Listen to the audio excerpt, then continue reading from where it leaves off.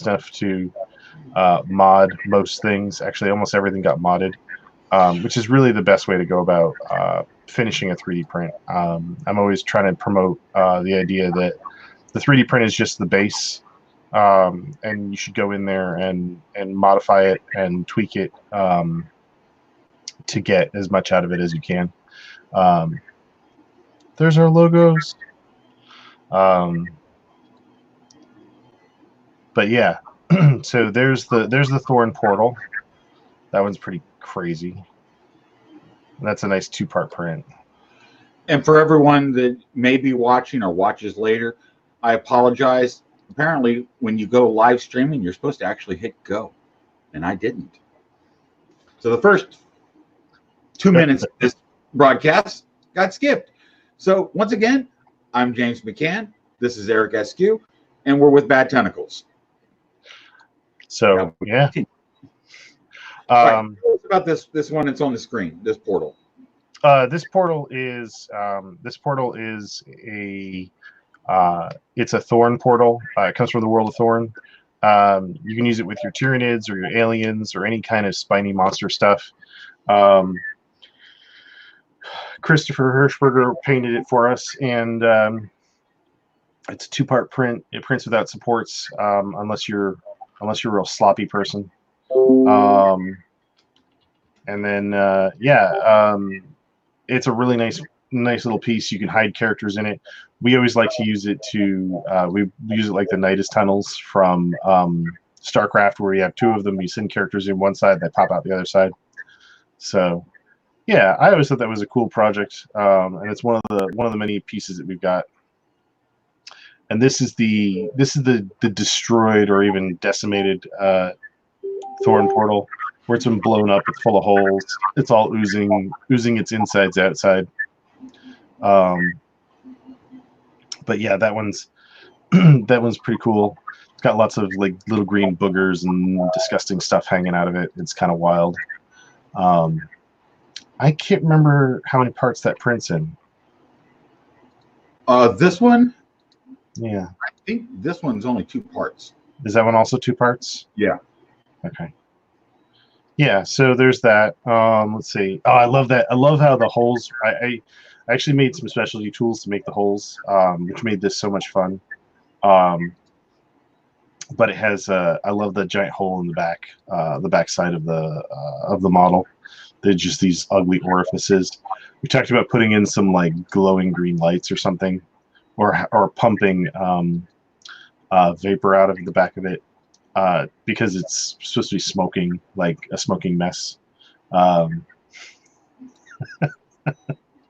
So yeah, these are eggs from Thorn. These again were painted. All the stuff is painted by Chris. So, but these are really cool. I had a lot of fun making these. We're already talking about different additions to this line of pieces that's going to be coming out. But this is what we have for this Kickstarter, and you guys can get all that stuff from here. So yeah. What else you got? These are paint jobs of the Thorn Spire. Now I need to point out these Thorn Spires are not. Even though they're shaped the same as the original ones from the Thorn Kickstarter, these are hollowed out to support LEDs, so they give a glowing effect. Yeah, we had a lot of requests for hollowing different pieces out so that people could put things in them, either gas or vapor or lights. So we started really kind of pursuing that with a lot of the different pieces. Not everything did it, and we didn't do it as much as I would have liked, but we did it with a lot of things. We did experiment. Yeah, we did experiment. All right, so we don't have a photo of this portal. This is the first of the portals. We don't have a photo with it. We don't have a photo of it with a miniature in it, I don't believe. But this is the first portal. This is the portal from Scorch, which is the dune world or the sand world, the desert world, like Tatooine. And all the effects are paint effects, but basically you should be able to put a 60, maybe even a 90 millimeter based character through that portal, no problem. It's nice and big. Also, Also need to point out that when Eric designed this, this is an open lock tile piece. So the portal, that the edging is clipped on with open lock clips. So you can either add it to your existing open lock terrain or make it a piece of scatter terrain with this skirting. Yeah, I know that there's a lot of people that are not really into the tile system, which is why we created end caps for all the pieces. The concept is that it doesn't matter if you start, when I start building, sometimes I start building on an open lock tile because of the flexibility and also the modularity. But a lot of times what we're finding is that some people are moving away from that, and all they want is scatter terrain. And so that's why we created end caps for this. It basically solves the problem where I can make it both an open lock tile and a piece of scatter terrain that everybody can enjoy for their various tabletop games. So yeah.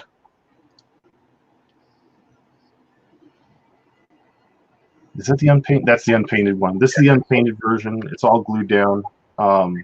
Primered. It's primed and glued down. Our Christopher made sure to lock everything into place. Most of the stuff we treated like scatter terrain because that was the best way to just sort of represent it. This is the destroyed portal, like somebody blew it up. It's got multiple chunks in it. It's really a lot of fun to put characters in there and use that as cover. I like this one because I like anything that looks destroyed. Yeah, I like how it looks as well. Oh, I forgot to mention, with the post-processing with this one, he made sure to cover it with a sand flocking, or, well, he glued sand to it, which really enhances the overall look and feel of the piece. Although we do have sort of the undulating waves in the sand itself, it's really nice to have that extra little touch of that sand texture to really enhance the overall surface. And plus, you can put the sand on anything. You can raise it up and put it on any part of the model. It's a really great way of modding a piece. Gilbert Mondragon's yelling out at you. Hey, man. I love Gil. He's amazing. He's been such an encouraging factor in my life and in the work that I've been trying to do. He's been so supportive. He's tried to teach me some things about airbrushing. I need to get into it, and yeah, he runs the Styrene Syndicate. He's such a great friend. I really appreciate him being so supportive. So, and in the last few days, he's had the most amazing dragons in his group that he's been working on. They are just, my mind's blown. We're gonna have to find out where he got them. I know where he got them, but we should talk. I wasn't impressed with the dragons. I was more impressed with the paint jobs. Oh, the paint job is amazing. I know. Beautiful gradients with a reticulated edge. It's just a really nice look and feel. Anytime we see people finishing pieces and talking about them, it really makes a big difference to a piece, because just seeing a gray piece, as a sculptor and a designer, gray pieces are just beautiful in and of themselves. But the truth is that you see somebody who really knows how to paint, like my friend Gil, and it really brings things to life. It's the same thing with Chris when he painted the portal, the Dune portal, Scorch portal. The glow effects, really set it off and make it look like it's alive. And a lot of people don't really, they don't take the time to do that stuff, or they don't realize how to do it. They don't put it into practice, and it's a bit of a shame because it's such a great surface to start on that stuff. So yeah, Reaper miniatures. I've looked at Reaper with Gil over at the Styrene Syndicate a couple of times, and they do put out a great product. But yeah. All right, now these are the trees, right?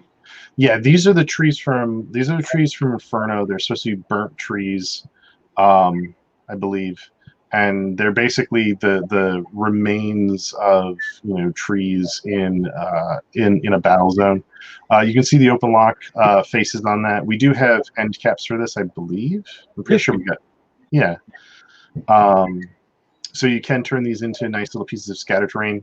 Most of the time when I make trees, I insist that they have canopies. I think trees without canopies is kind of silly, but this here is the burnt trees or the scorched trees or inferno trees, so they're already beat up pretty badly. Gotta have fucking burnt up trees, man. It is supposed to be for tabletop gaming, so it is a war zone, I'm assuming. It's pretty dark, pretty rough. So yeah. Now also the tree on the far right with a little bit of a reddish tint, that one has a hollowed out enough base that you can actually put a single LED. Basically, one of a lot of people use it, the earring LEDs. You can put one in there and it glows up through the tree. Yeah, and that's a mod. Although we didn't do this with that product, that's a mod that we've talked about where we take a Dremel tool and we basically core out the bottom of the tile. Again, every time you guys print something, it really is a great idea to just sit down and figure out, are you going to mod it? How far can you take that mod? Is because the final product doesn't just exist off the printer. Yes, you can take things from the printer and throw it on the table and start playing with it. But taking that extra step, going that extra mile, finishing the piece in some fashion, even if it's all you're doing is flocking it or putting sand on it or putting grass on it, it makes it all the difference to the piece. And it can bring a lot of things that are just 3D printed to life. There's so many techniques for doing things like disguising the Z layer lines. But overall, paint is a nice starting point. Paint and primer is a nice starting point. Always. So, these guys are checkpoints or goals for the control points. Yeah. And they're these little obelisks with skulls carved into them or sunk into alcoves in them.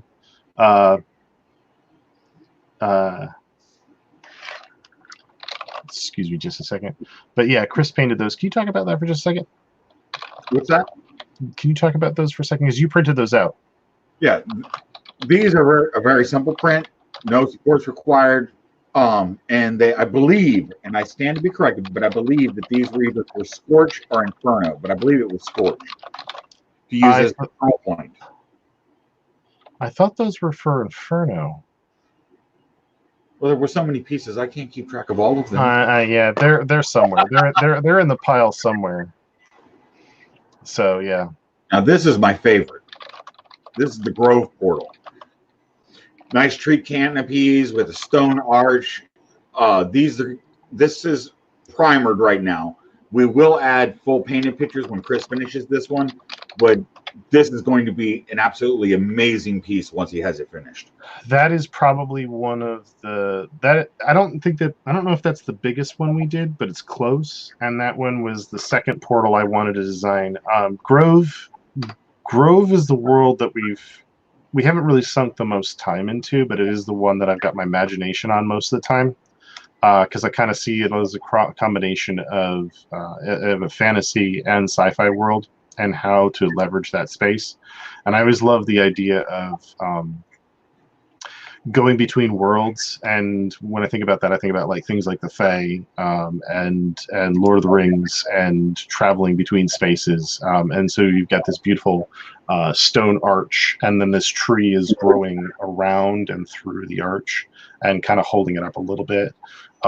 So it's just and it's all covered with, I went and found some runes and I did some scroll work on it, like you have in the Celtic parts of the world.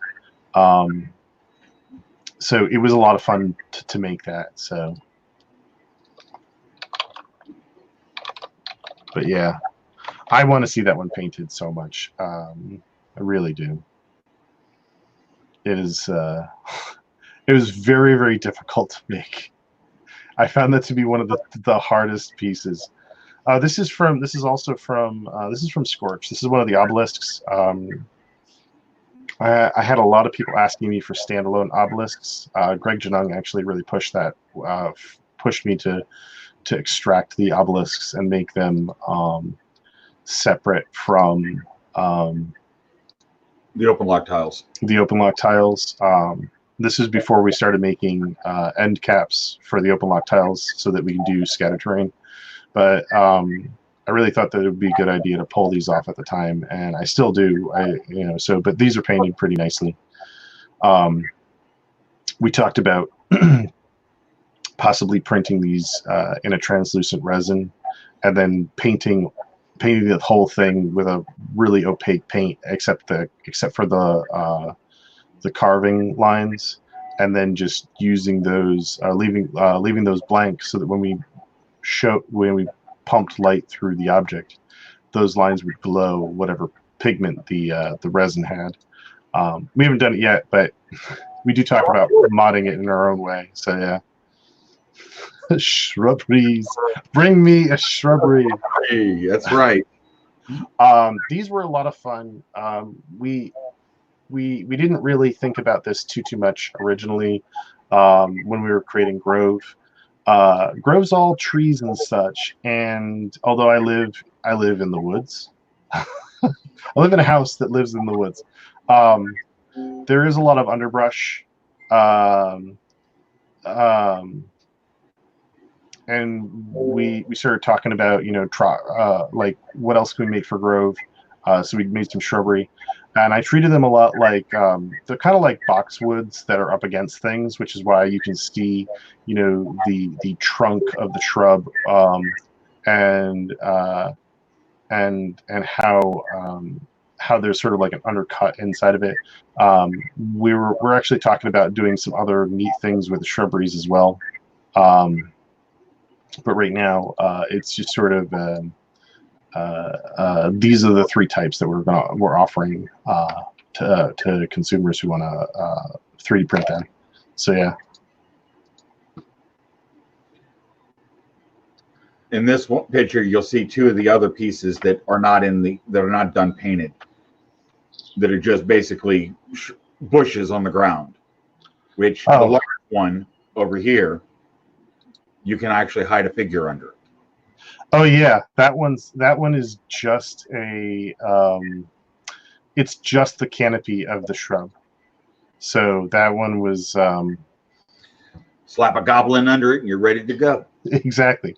We were talking about it like wearing a cardboard box and just putting it on top of a character. So we spent some time playing with that. That one's actually got holes inside of it.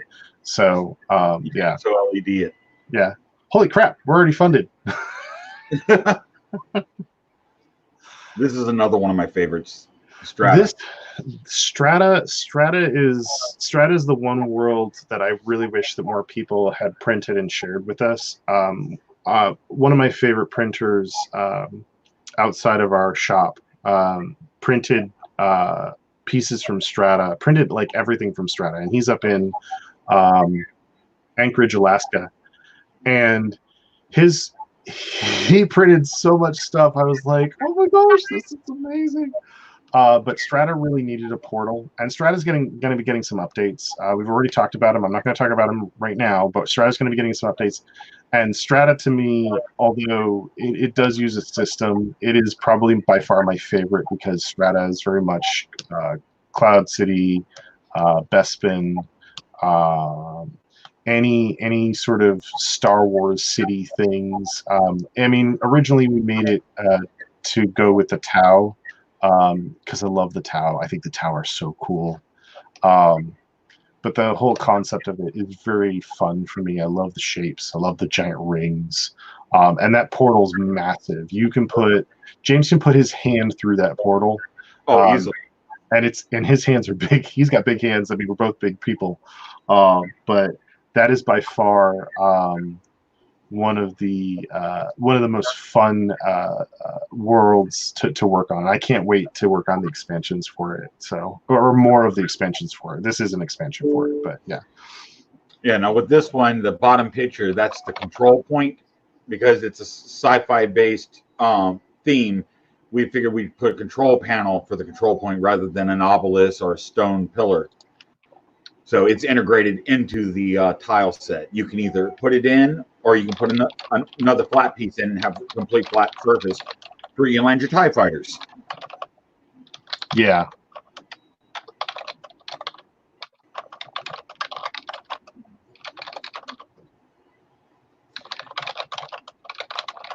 Now this is a render of a freestanding floating rock, which is an interesting concept. Originally, they were designed for strata to be able to build off of. This one is actually freestanding. You just set it in the middle of the table, which gives you line of sight cover. It makes it difficult for aerial attack from TIE fighters. Depending on what game you're playing, it has a lot of potential. Yeah, we're not sure how many. We're not sure when we're gonna. I don't know how to say this. We may make more of these in the future because we really like the idea of the floating rocks, and we use a lot of the same principles to get them off the ground that you see in places like Disney with the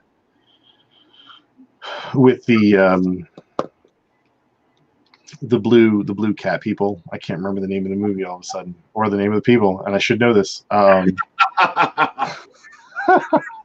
They didn't give me necessarily the idea.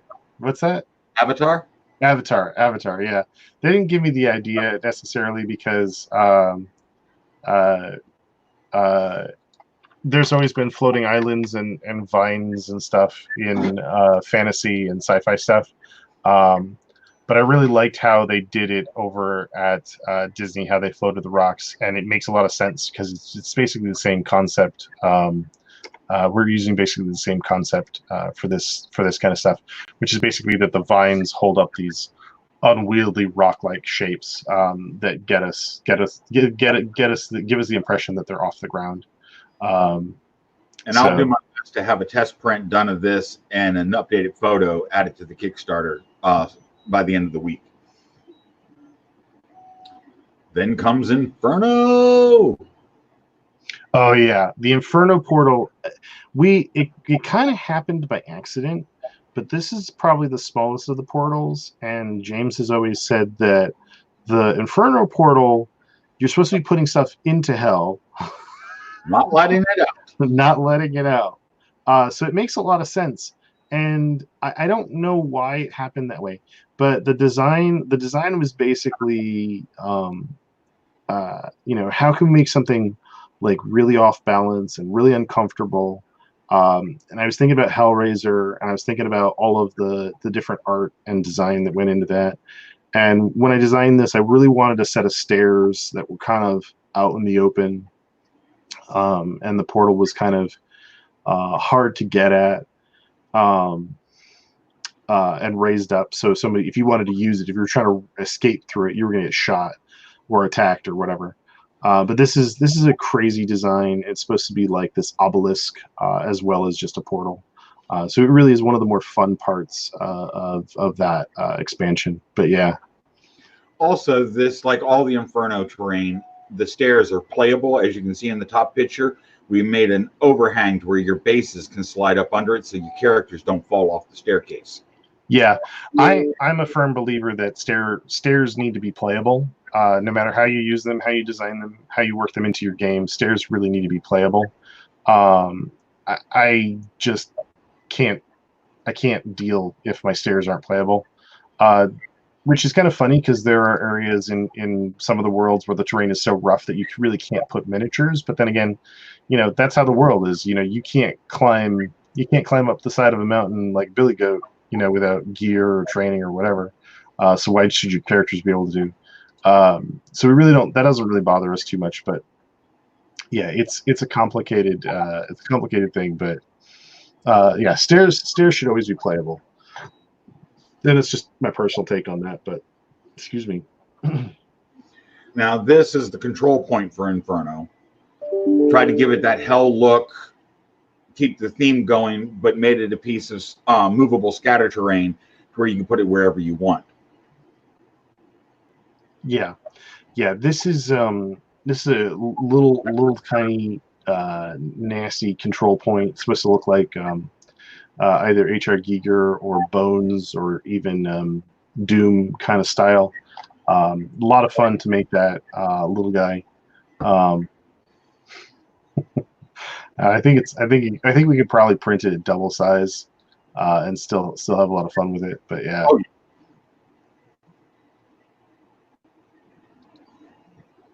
Oh, these are some barriers. I don't remember what world they're associated with, but we needed some extra. It is? yeah. Okay. We need some extra barriers, so threw these together, slapped these down.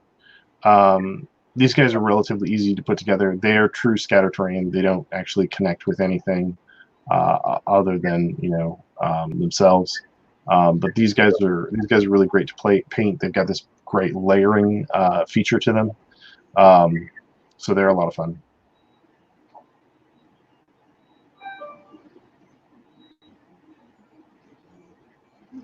So we've got a bunch of stretch goals. We'll jump past that. These are some scorch stones, rocks, and obelisks. That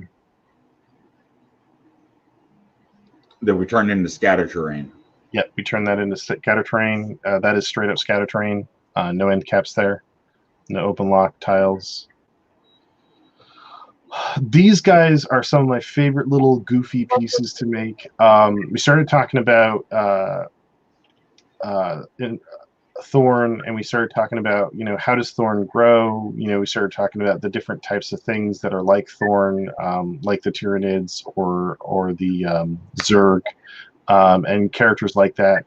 And we basically were like, well, let's make a spore mine. Let's make a spore mine that releases gas and messes everybody up. And that's what these are. These are little tiny ugly spore mines. They're supposed to look like they have like skulls in them, but it's really just that that effect where you see faces in random objects. And they print really nicely. I think are they three-part prints? Yeah, three-part prints. They're a three-part print. They're cute little things, but you could always scale them up. The base is actually part of the print. But I always like the idea that they kind of float around. And if you touch them, then you set them off, and then you get gassed. So I always thought that was kind of fun. Oh yeah. And this is a miniature platform. We were talking about different things. This guy, originally I was trying to treat it like a table, or like a lily pad. So I was thinking you'd have like a couple of them. I'd probably if I was going to print this, I'd probably print 10 at regular size, 6 at a slightly larger size. I say slightly larger, I'm talking like a small percentage, and then a few at that are half again as large as the file is, and then I just sort of like place them all around and make little pedestals for characters to walk on. It's not their original intention, but it's just how I would treat it. Looking back at that, because that part of the project's pretty old. I mean, so we've been working on it for 3 months, so there's a number of ways to work with that asset. I personally have printed these at half size, full size, double size, and I actually am in the process of printing one at 9 inches on an Ender 3 to maximum size of the print bed, because they're perfect for just about anything. The large ones you can use as a place to have combat. You can use them like lily pads going across lava, across swamps. There's a lot of things that you can do with them. So adjusting the size and use your imagination. Yeah, and I really wish Chris had that gummy green stuff that we use as like slime, because I would have loved to see that in the crevices. But yeah. What did we name this thing? This is the bio barrier wall. Oh, okay. Yeah, this is we've been talking a lot about Thorn and how it's a little bit like coral, and it's a little bit like an organic WOR structure. So this is supposed to be like a piece of coral with these heavy plates on the front of it. We can hide all sorts of different characters behind it for the tabletop. it's definitely a really gross and structure, but it seems to print very easily without any real trouble in your printer. Most of the stuff we're making is not what I would call difficult to print, but yeah, that's definitely Thanks, Frederick. yeah, thanks, Frederick, man. That's definitely one of the ones that a lot of people would probably be scared of, but I believe we printed that completely without supports. Yes. So And my local game club is right now using mine. I printed 3 of these for test prints, and they're using them in a Warhammer campaign. nice. What else we got? Oh yeah, these are, oh man, I loved making these. This is originally from the Unchecked Growth, which was the first big expansion for Thorn. Chris did such a great job on these. I really wish we had more stuff like this. This is such a cool little piece, and you can put so many things on it. Yeah, I think that character is a 60mm base, so you can only put one of him on it. But if you had the 30mm based characters, you can definitely get them up on there. And it's just it's a wonderful little pedestal. Either if you're going to use it for a showpiece or if you're going to use it for terrain, it's such a great little thing to move characters around on. I loved making this, and I love seeing people use them. So yeah. Well, this is a great piece because it gives you a line of cover. It also gives you elevated fire. I mean, Right. depending on what game you're playing, it has a lot of options. I really, that's one of the big things. Ever since I started, I want to get characters. I want to get characters and cover off the ground. I always got really kind of frustrated with the idea that your character was, only at ground level, unless somebody put down like a slab of styrofoam or something. So getting them higher means that you can shoot further. You can pull the whole Star Wars thing. I have the high ground. Don't do it. But it's really important to me to get a lot of elevation on pieces. It really makes for a much more interesting table experience. Not to mention that you kind of you get to move around a lot more because you have to measure your line of sight from all these different angles, which really help a lot. Now, this is another piece that we haven't gotten printed out yet. We will add photos as we get them done. But this is the Razorback Crawler. Yeah, the Razorback Crawler, it's unlike the original crawler. You can't crawl on it. You can't use it like the traditional crawler. This one is designed almost like a land shark. It will cut you up. It'll mess up your characters. You really don't want to get near it. But I begged for this one because I look at it as this my Space Marine Eater. Yeah. Unlike the grinder coil, which is just going to beat you to death, this thing is much more designed to cut you open like a can opener. It's a really aggressive print as well. Which one's this one? This one's the Rolling Desert. This is the Rolling Desert. 450 by 450 millimeter piece, 9 tiles. Yeah, this is another. I need to cover a huge area sort of piece. Worlds Overrun is all about tabletop coverage. So this piece in particular is just a huge piece of landscape. I believe we're showing it without end caps. Correct. Yeah, you can put end caps on this, but basically it's a dune area, and it's a great little spot for you to throw a bunch of characters on and have them have to deal with rough terrain. It also has some elevation areas, but they're very limited because it's supposed to be like a desert. Plus, you got to get your characters on there. So,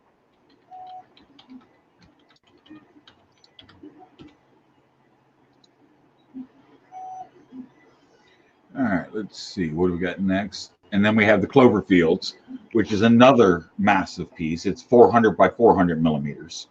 Right. And basically what we did was is that we've got a nice adjoining section, so you've got a smooth transition between the 4 tiles. It makes it really nice. Kind of trying to pay attention to those gaps and those seams to make them look a little bit cleaner. If I were to take this though and turn it, I'd put this together, and if I were going to put end caps on this, I'd either use I like epoxy sculpt, but I know a lot of tabletop players. Anthony, what's going on? Prefer to use green stuff. I use that to fill in any gaps and then flock it or cover it with sand or whatever. And that's how I would finish this guy off or prepare it for paint or what have you.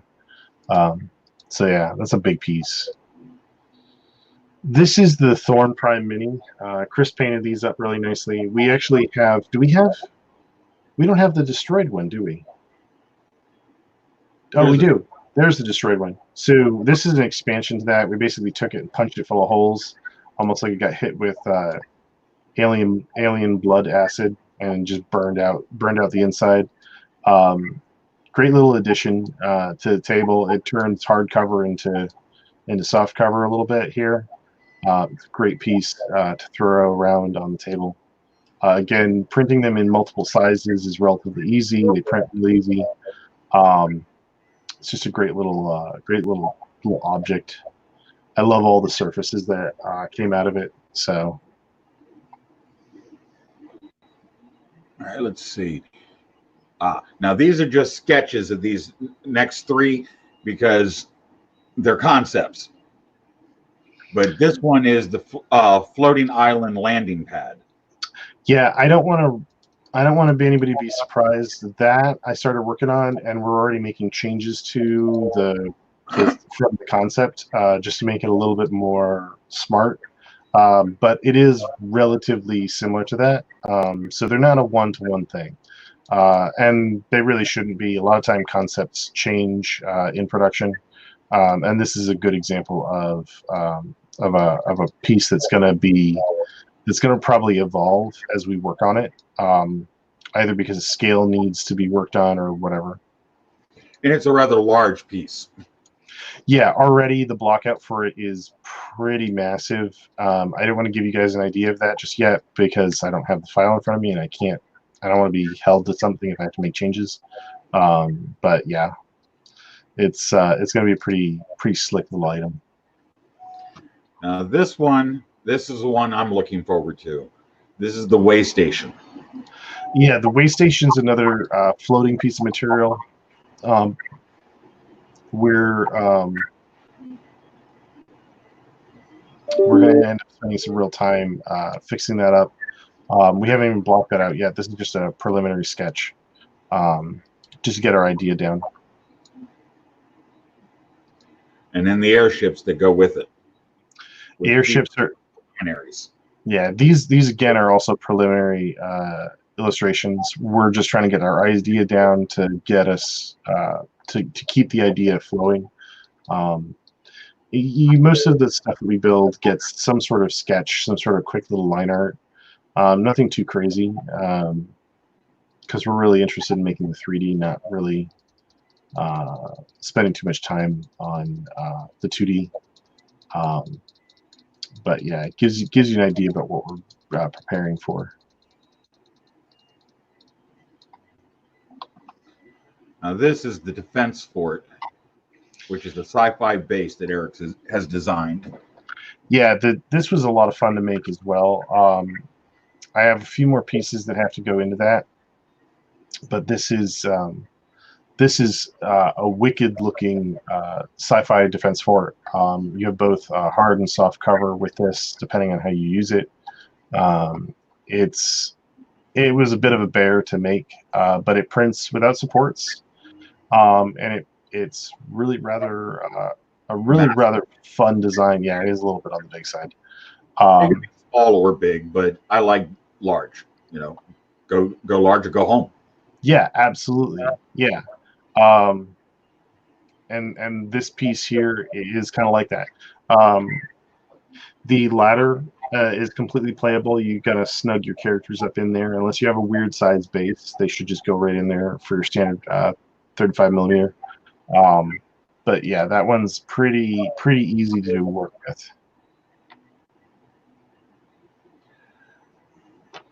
Now this one is my favorite because Eric hasn't given me an image of it yet.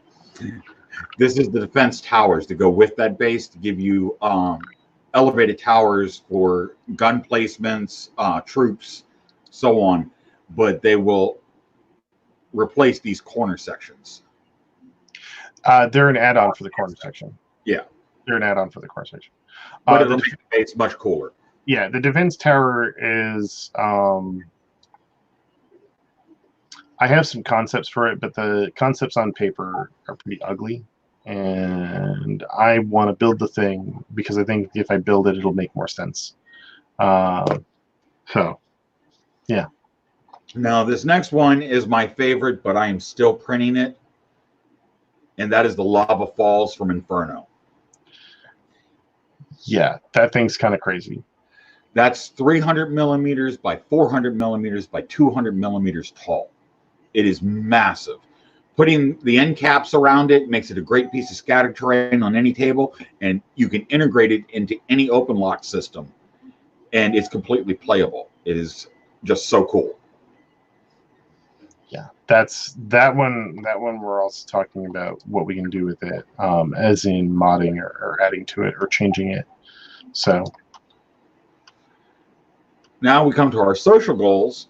And our social goals, very simple system. You know, as the goals are open, the number of goals opens a particular reward. And these are just to try to help people help us. All the links and the shares are included in the Kickstarter. And here are some of the examples of the social goals. Eric? Yes. Talk about it. This is a modded version of our biovent. This one's also hollow on the inside now, so you can pump smoke through it. Again, painted by Christopher Hirschberger, and it's pretty intense.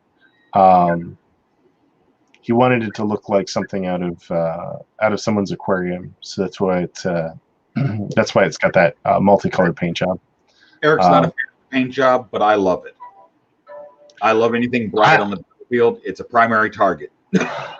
I think everybody that's seen it before launch said that they liked it. I'm just, the weirdo that thought it should be all green or something. Now this one is the Death Mound. It's a modified version of one of the pieces that were created for Inferno. And it's basically, this image does not do it justice. I'll have to get a better image. But this is basically a pile of bones, skulls, and bodies. Yeah. And if I'm not mistaken, this is 150 millimeter by 150 millimeter. Is that right? Or is it 200 millimeter? I don't remember. We've got so many pieces. It's huge. It's massive. It's massive. It's the kind of thing where if you had two of them on the field, you could hide your whole squad behind it. And your enemies would be intimidated because of all the dead bodies. Yeah, it's definitely metal. This is my favorite of everything. Yeah, this got a really nice paint job. This is that green goopy stuff that Chris has been playing with that allowed us to create that sort of water effect in the biopool. There's a better shot of the pool itself. And there it is, unpainted. Right. Then we come into other social goals. Allback. Talk about Allback, Eric. Yeah, this guy is you got an exploded and unexploded version. He's one of the demons. We've had this guy was a lot of fun, but he was also really, really troublesome to make him printable. But we cut him into parts, so you can cut up, you can print most of the pieces with the SLA and then reassemble him. But yeah, we need to get a painted version of that at some point. These guys are the Tentacles. I think there's like 4 or 5. Is it 4 or is there only 3? There's a number of these. There's several of them. We only photographed and painted the one at this point. Right. Yeah, and they come in like this one I think is a small one, and then there's a much larger one. It's just a bigger grouping of them, and it basically, like barbed wire, it separates the field. It like spreads out, where you can go, where you can't go, that kind of thing. The larger one is also playable inside in between the tentacles. You can get 30 millimeter bases in there. So you could actually take a unit, a venture party, or a unit of Space Marines and work your way through it. Yeah. Oh, okay. Yeah, now I remember. Yeah. These are some new trees that we're developing. These guys are kind of like breaking away from the ground. There's a lot of roots coming off of those. They're kind of crazy. There's a lot going on with that. And these are massive. Also, these are what I believe 200 millimeters tall, 250 millimeters tall. Yeah, they're pretty substantial. The whole point is, again, if you're going to build a forest, or if you're going to, have, ships flying around, what kind of obstacles are you going to put in their place? How are you going to limit fire? And so we have to make sure we build stuff like that. Now this one is the Guardian. It's a figure that we worked up here at Bad Tentacles, and we've included it as a social goal. It's a pretty impressive piece. I should add an exploded version of this later so that people can see how many pieces they're dealing with. But if I'm not mistaken, it's 5 or 6 pieces. Yeah, I think the body and the torso all print as one piece. The arms all come off. Right. And then the weapon, comes in 2 parts so that it's printable. So, yeah. And then the last of the social goals, the faceless women. Yeah, these are statues from Inferno, and they're all sort of messed up and had their faces scoured off. They're pretty intense. Yeah. And there you can see Chris at the bottom. Yep.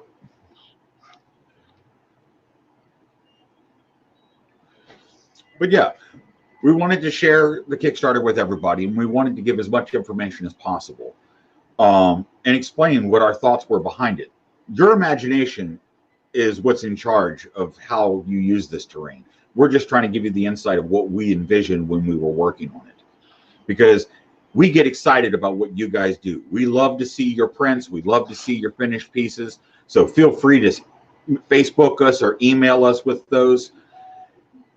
We just want to see it, because there's nothing better than seeing your work come to life. Speaking of, whatever, like I said, our guy up in Alaska, he printed so much stuff. We spent an hour playing like find it in the piece. We're like, what is that over in the corner? Is that one of those things? Oh yeah, it's one of those things.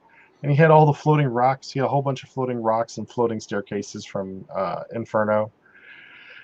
And it was just so much fun seeing how he finished them, how he painted them, how he represented the pieces. It was really a lot of fun to see that. We don't get to see enough of that stuff, sadly. But yeah.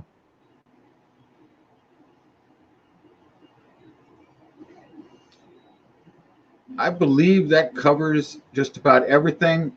Also want to point out to everybody that we do have a Patreon, which has some really cool assets and some really large pieces. If you like the Worlds Overrun stuff, check out the Patreon. You might find stuff you like.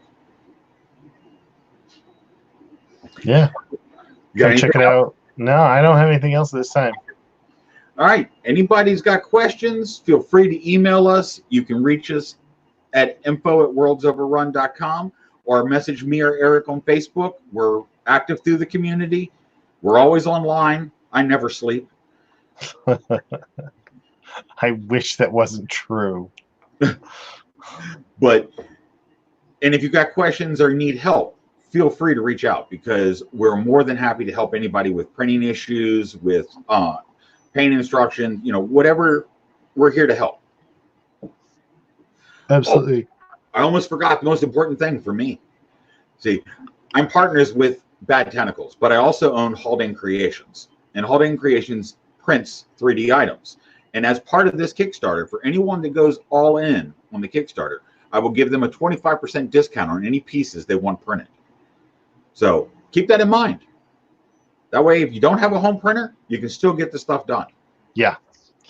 Yeah, or we need to have a home printer and you're like me sometimes, don't have time or just too lazy at times, which I admit, I will be there to help. Yeah, absolutely. So anytime you guys need stuff, let us know. We're trying to make it happen, trying to elevate the gaming. But yeah. All right. Back to Kickstarter, everybody. We appreciate the support. We love all of you. And we got some really cool stuff coming out in the future. But your support is what allows us to create those new projects. So everyone have a great day. Thank you.